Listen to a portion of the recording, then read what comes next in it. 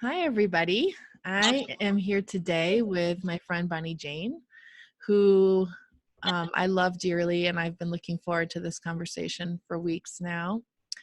And we're having a lot of technical difficulties and Wi-Fi and signal issues, but I'm just praying that it's as clear as it possibly can be today. In fact, Bonnie had to go outside and sit in her beautiful backyard oasis in order to get a clear enough signal for us to speak. So I'm just happy to have you here on this. Thank you for coming. Yeah, thanks for having me. I'm happy to be here. Yeah.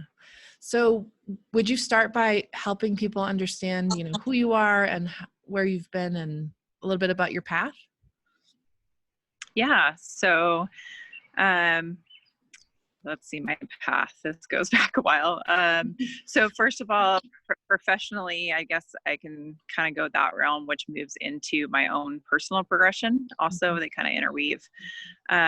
So I'm a physical therapist, but I specialize in pelvic health. That used to be called women's health, but clearly men and other people have pelvises. So all of us have root chakras, have pelvic floor muscles. So, so that's kind of what I moved into, which was really interesting because when I first went to school, I came from a sports medicine background, and like a lot of physical therapists, I think you go in thinking that you're going to do orthopedics, sports med, work with athletes. And then I went into people and got introduced to this world and fell in love with it and realized that I actually had this passion that I didn't know about for this whole world. So, and I think part of that is because my background comes from background. I mean, I live in Salt Lake City, Utah, so it's a very different world here. And a lot of the topics that we talk about in the pelvic health world of especially sexuality and gets into like, you know, incontinence issues and all of these topics that you typically don't want to talk about. And I see a lot of that have history of abuse, and so I think part of what drew me to it was these taboo topics that nobody had any place to talk openly and freely about them.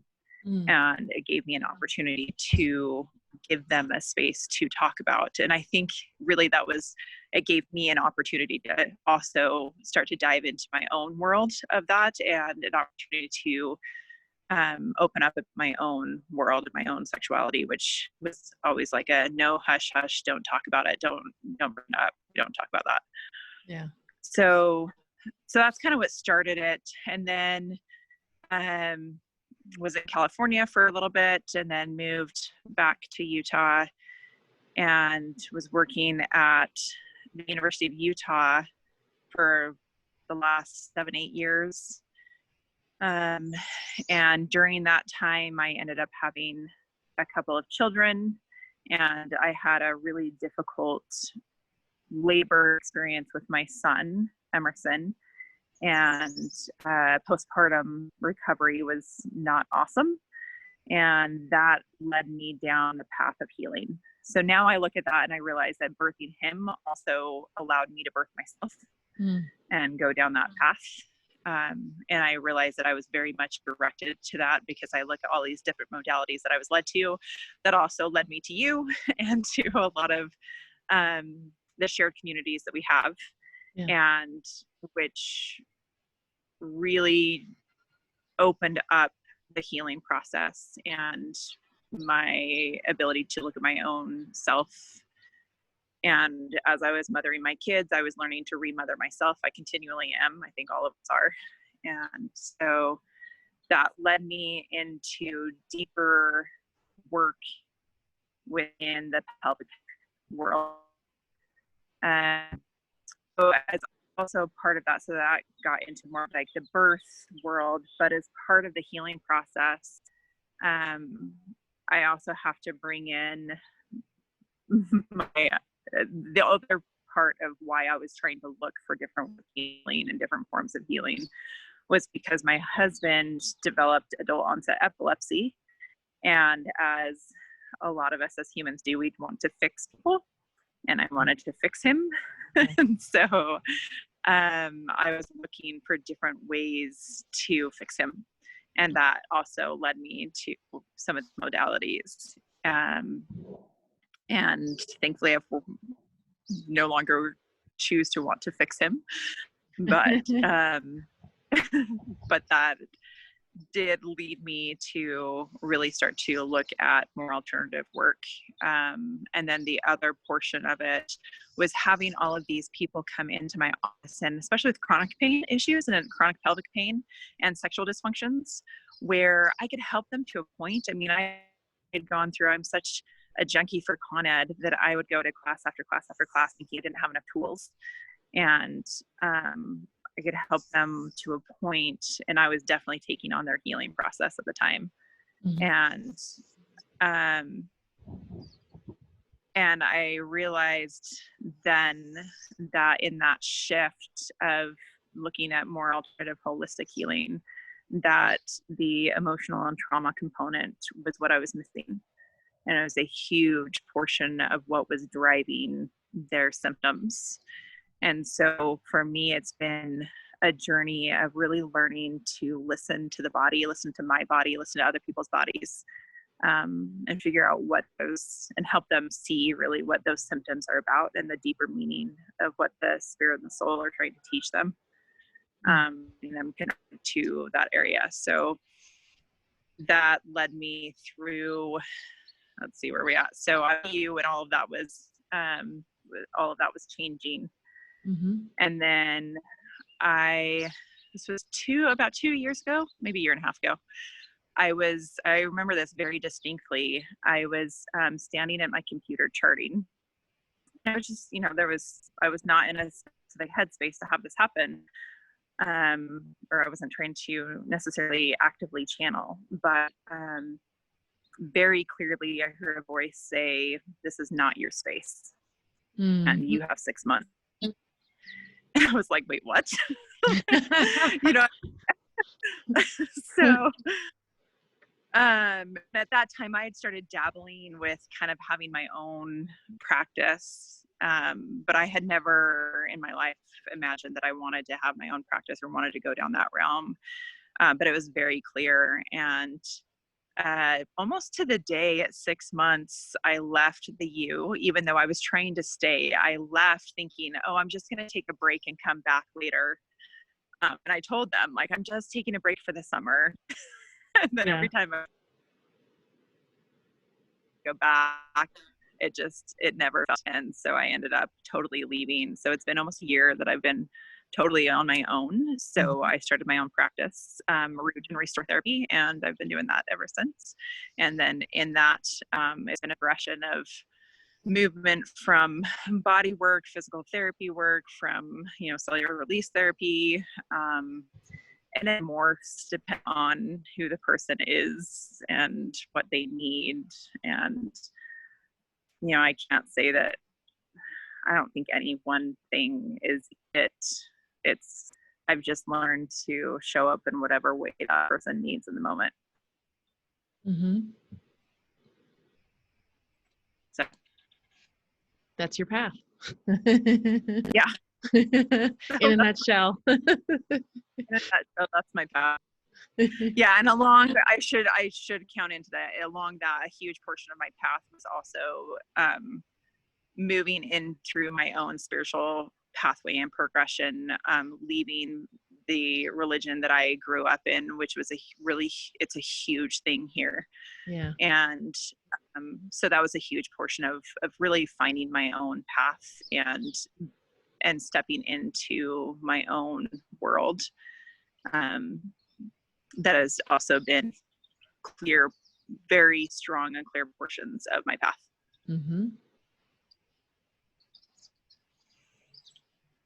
Yeah.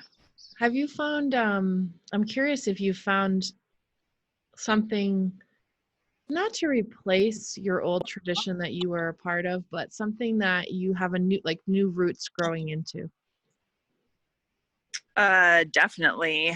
I mean, I wouldn't say that I subscribe to any specific religion. I think that I'm making and forging my own path of whatever that is for me. But the world of the divine feminine has been a huge portion of my own waking up and really diving into the world of goddesses. In some ways, there's been some parts about moving into and understanding like herbalism, some things around I want to say witchcraft, but not, I guess, not your traditional. I think it's all coming back to finding source and finding your own power, especially for me as a female, of really diving into my own power within womanhood and femininity. Yeah. I'm curious if you, this is a random question I would only ask you. Okay. On a scale of like 1 to 10, where 10 is supremely comfortable, like the most comfortable you'll ever imagine yourself being, and 1 is very uncomfortable, how comfortable are you now with being in a woman's body? I would say probably an 8 or a 9. I really don't have reservations of being in a woman's body. I think for me, it's still over time shedding the conditioning around my body and really love my body regardless of what stage it's at or what it looks like. Yeah. You know, so I think that those are the parts that I continually drop back into working into. And then also harnessing like sexual power basically is the other part that I'm really starting to more dive into. Because I've done a lot of healing around that, but I don't know if I've really stepped into fully harnessing the power that's there. Yeah. So your creative energy or your sexual energy, or do you, like, I kind of see them as the same personally. Yeah, I see them as the same as well. Yeah, I see them together. Yeah, I think regardless of what you want to call that, it's interesting because I feel like there's this part of me that's always been a follower and that tries to look at what everybody else is doing and then like, oh, well, I can, you know, let me follow that route, or let me follow this route, or let me try this and let me try that. And I think that there can be really great things about a starting point and kind of like a diving off point from that. But for me, I feel like in creation and in a creative mode, I'm meant to do my own thing, and I haven't really figured out what that is yet. And I'm realizing over the last, like, since we've been in this whole coronavirus thing, that I've been trying to push it, and I just have to sit and wait. And it's an incubation period. It's like that pregnancy stage of like, I'm not sure even what this creation is or what it's going to look like, and it's going to pop out at some time. Yeah. and Are you feeling closer though? Closer to delivery? You know, I go back and forth on that because part of me, and maybe it's that denial stage of pregnancy. It's like, yes, this is happening. No, this is not happening. Right? And I think that maybe that's where I'm at, because I still don't know what form it is. And I think that that's my biggest hesitation of like, well, no, it can't be close because I don't know what form this is. Oh, right. Right. But I feel it brewing, and I can feel that movement and that energy constantly around me. And I just keep hearing, not yet, just wait, just wait. So I'm waiting, and I have no idea what form this is. So can I tell you what I see? Yeah, I would love that. Yeah, this is what I see. I see that you're crowning. You're actually crowning, and it's time. But the voice, I mean, it's almost like the voice, you have to say to the voice, I know this is going to be like just its first phase of whatever is coming out. Like, it's a newborn. Yeah. And there's going Yeah. to be development that happens with it. It doesn't have to come out fully formed and perfect, like a 5-year-old or whatever. Yeah. Yeah. And I think that that's kind of spot on, of like wanting to know exactly what this form and seeing the perfection, you know, is that going back to that perfectionistic state of like, let me see exactly what this is, rather than like, Yeah. we're starting in this process. But really what's come in lately is that part of this process is me owning the fact that the work that I do, it's not just physical. It's not just about this bridge, right? It's spiritual work. And I need to own the fact that I do spiritual work. What is scaring you about that? Everything. Everything. Yeah. Everything. Yeah. Because I'm from such this strong background and I live in that place. The fear definitely comes from, you know, rejection and is it going to be accepted and all of those type of things. And am I calling in, like, I don't want to push away people that could also benefit from work, but also sitting in this place of like, well, if they're not ready and are not called to what I do anyways, I don't want to see them. Like, I'm not the person for them anyway. Right. And also, I mean, are you like me in this way, in that you just love working with people who are ready? It's like so joyful to work with people who are ready and accept you. It is. Yeah. It's so nice when somebody walks in the door and they're so ready to just move. And so that is, and those people tend to, if I reflect back on it, it tends to be the people that are really ready to receive the spiritual work that I can help facilitate. Right. Yeah. So I think that feels like I need to own a lot of that. And then also there's this sense of I am meant to build a different type of community here. Yeah. And so that's also coming up, but I think I'm trying to figure out, how do you build community within the confines of coronavirus? Online. Yeah. Right. So there's an exploration there. You know what just struck me too? And it's definitely something that I have seen within me too, is this idea that I'm doing spiritual work. What if we just let go of that idea that this is spiritual work that we're doing, and just accept that it's human work? And everybody fucking needs it. And just give ourselves permission to be 100% in alignment with doing this work, with anyone who's in alignment with doing it. Yeah. And it goes back to, do I need to label anything? It just is, right? Like, why do I feel like I need to label or connect to these different labels about myself or about what I do? Because it just is. I mean, I guess at some point you want to have a conversation. Like, it helps to be able to have a word to describe it. But yes, but the idea that is what attracts people to us is, I think, it's not true. Right. The attraction process is way before they even land on our website. Right. And I think that I get so caught up at times, and maybe I would guess that I'm not the only one, but I get caught up in the verbiage and, what I put out there online, and rather than really trusting that it doesn't totally matter what I write. It's the feeling behind it. It's the intention and energetic draw behind it, and whoever is going to be drawn to it will be drawn to it. Yeah, it's totally true. And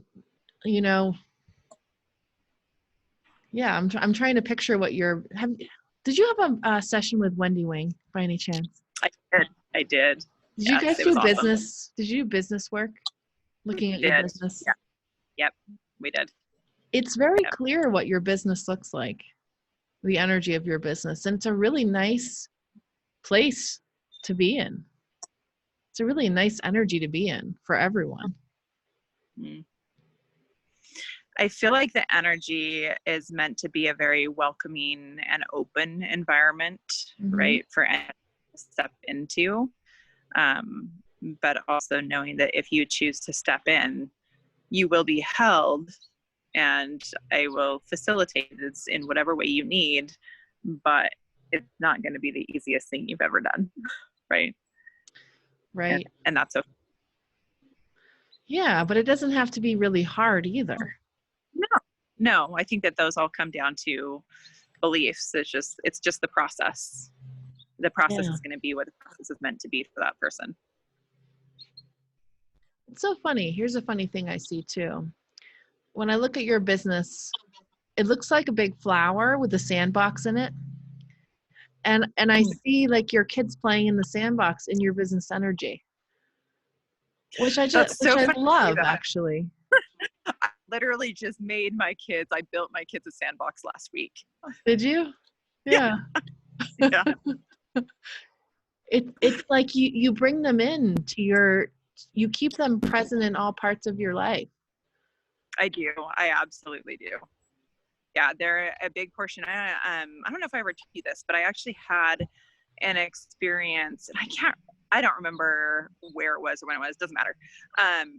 Where, oh, this is what it was. It was actually at the Lolita Debbie weekend that we went to for Weekend Women.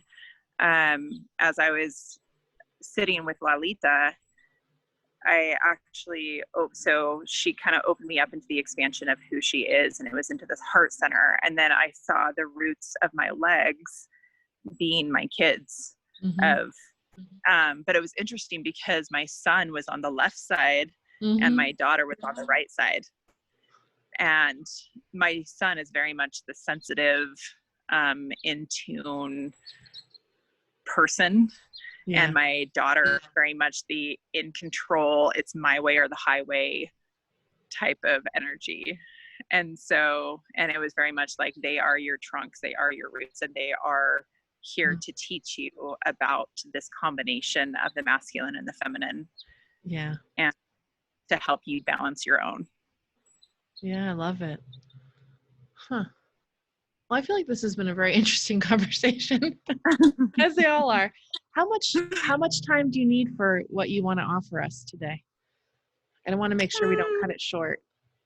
Yeah, I would say probably like 10 or 15 minutes, probably 15 minutes maybe. Let's do it now then.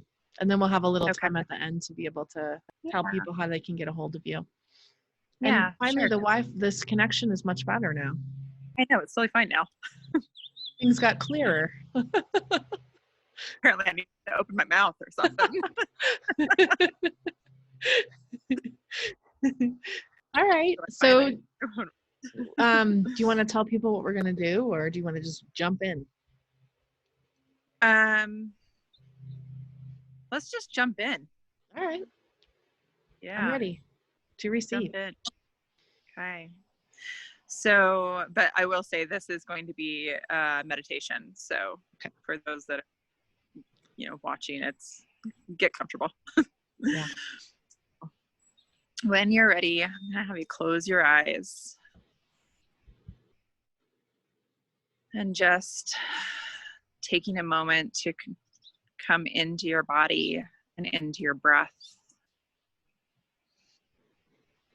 Becoming aware of the flow in and out of the body.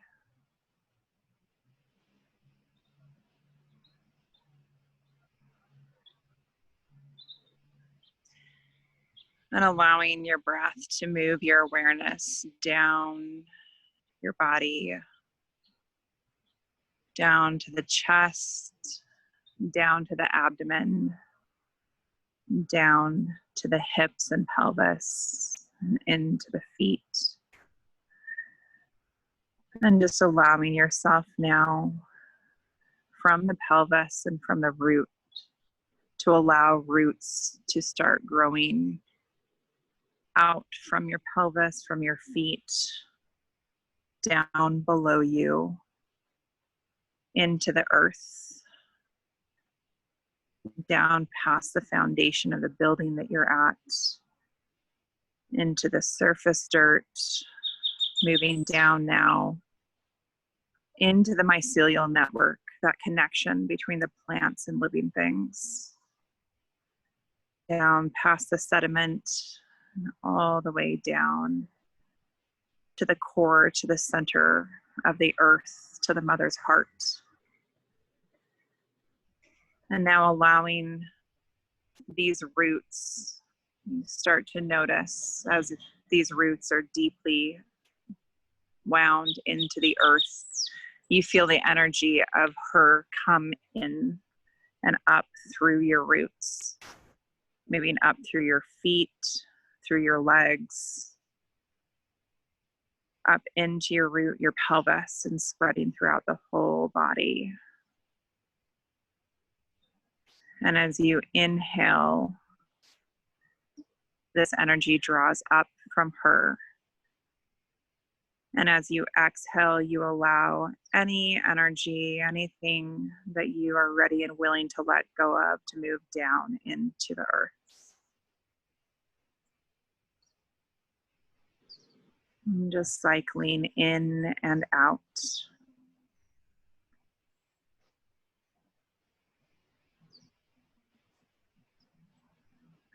And now allowing your awareness to move from the root, from this pelvic bowl, this area that holds your deepest waters, this deepest wisdom and sense of yourself.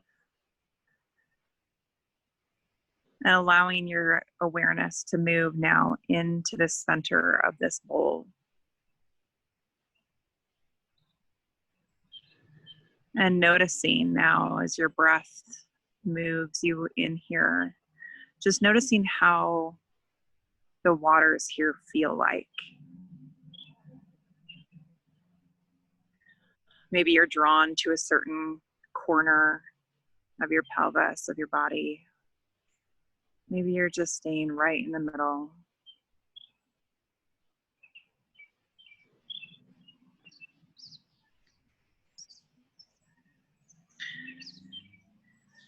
And now as you are in these waters, you notice a tunnel right above you. And just crawling up the tunnel, you enter into this cave, into this space that feels welcoming and open. And this space is your womb,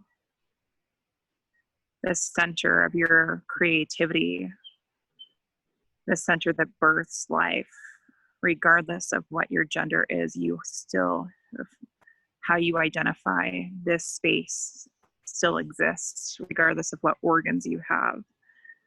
This space exists within you, this energy of this womb, of this creative center. And just allowing yourself now to get a sense and exploration of what this space, what this cave holds for you.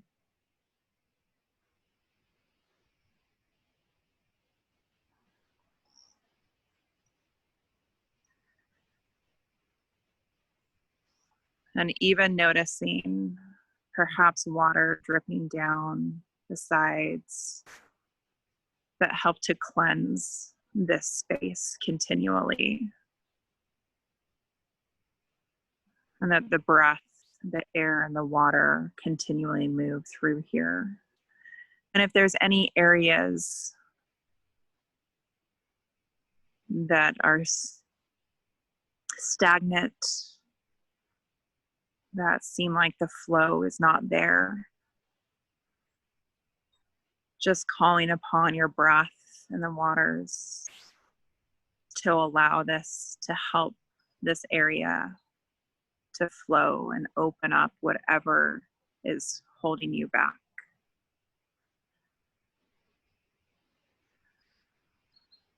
I let go of all the ways that I hold myself back from my own creative powers. I let go of all the ways that I hold myself back from my own creative powers. It is safe now for my creative powers to flow. It is safe now for my creative powers to flow.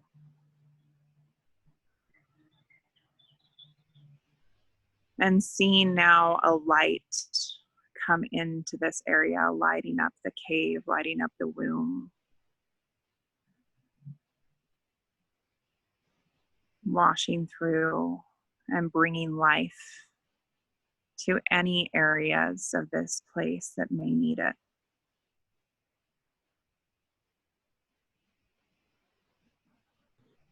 I allow my creative energy to flow. I allow my creative energy to flow. And just feeling the newness of this space, letting go of any previous deaths, any previous things that may have been held here in any way, feeling the birth of this new energy, of this new life. And as you feel the openness and the spaciousness now of this womb, you reach into your pocket and you find in your pocket that you have seeds that you've brought with you, you've been holding on to. And these seeds represent something that you have been wanting to plant for a while. Something that's been brewing, that you've been thinking about, that you've been knowing that has been coming forward. And now in this fertile ground that has been established for you, you find a space within your womb that feels just right for you, gently bringing those seeds into this soil, into this fertile ground, placing your hands upon it, breathing in your energy, your soul, your wishes, your hope, your love, and all of the energy that's been here with you into this space.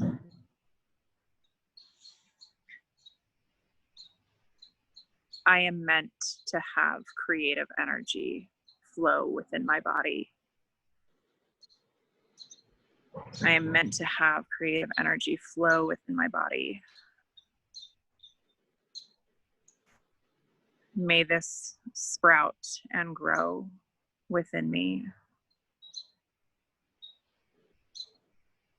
So it is.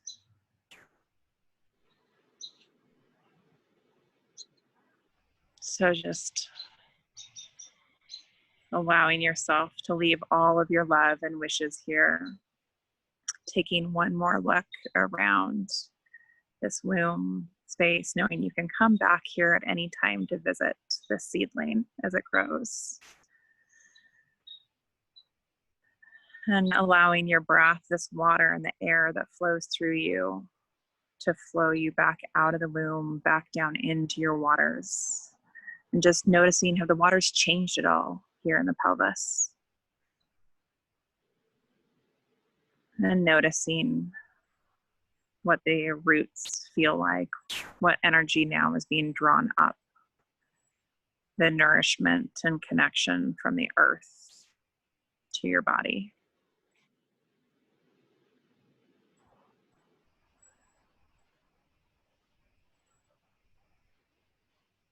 And allowing now your body, your awareness to come back into your breath, back to the inhales and the exhales and that flow and cycle of life.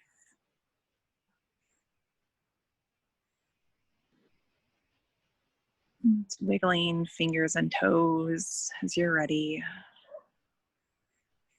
knowing that these seeds have been planted. They will continue to grow, and that all of your love can continue to grow within you as well. And that's good. Taking one last deep breath, and then opening your eyes when you're ready. Whew. Beautiful. The connection is like perfect now. I know.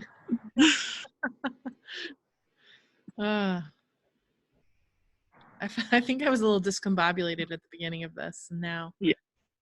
I feel very grounded, connected. Yeah. How was that for you? Yeah, it was beautiful. I noticed I had several different kinds of seeds that I wanted to plant. Mm.